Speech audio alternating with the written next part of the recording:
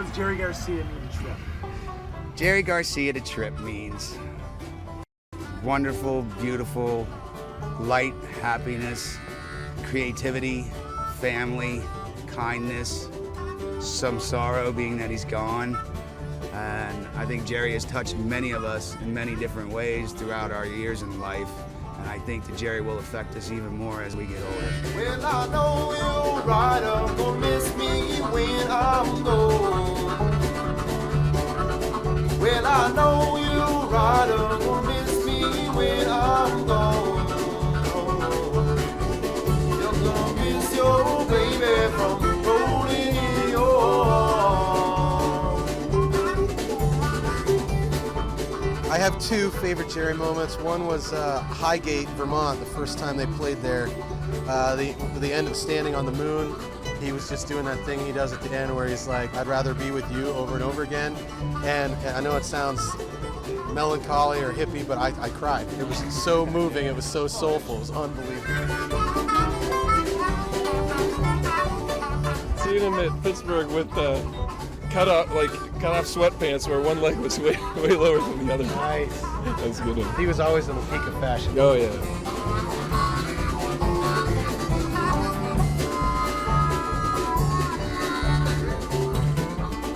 I must have been about 14 or 15, and I went to go see them at the Academy of Music in New York for the first time, and they were doing Tennessee Jet, and he went, and I was like, oh, and I always wanted to be able to do that. I was still searching for the one note. So.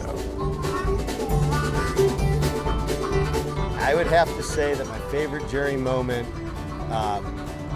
this is strange, but it was when he broke a string in Hamilton and it led them to do Hey Jude.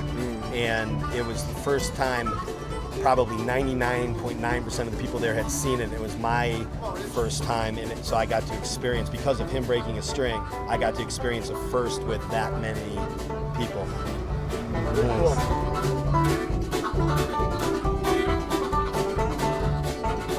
It was 1969 or 1970, and they were on stage, and they were playing in Piedmont Park, and somebody gave an Atlanta policeman something that made him take off all his clothes and ride around naked with his cop hat on.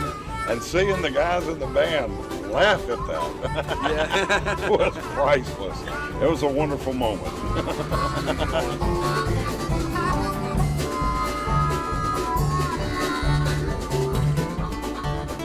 The other one was Knickerbocker, 91 I think maybe, but they did Scarlet Fire in the second set, and I think it was the first solo in Fire on the Mountain.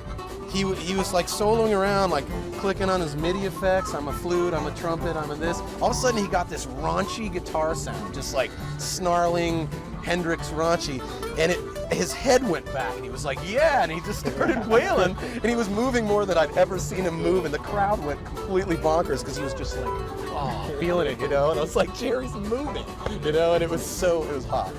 Woo! I need a cigarette. Well, I know you're right, I'm gonna miss me when I am gone. Well, I know you're right, I'm gonna miss me when I'm gone. You're gonna miss your baby from rolling in your arms. Jerry's passing, you know, he's not all that gone for me. You know, when we're playing, I can still hear like the crinkle of his guitar. I can tell which direction he's going. I can hear the notes on the scale, all that kind of stuff. Somebody lives in your head and in your heart for that many years. It's not going to go away. It's not just going to, you know, it's not like you can turn it off just because somebody, you know, checked out. No, that doesn't happen, at least not for me. And not for anybody I've ever known, for that matter. So he's still very much there as far as I'm concerned.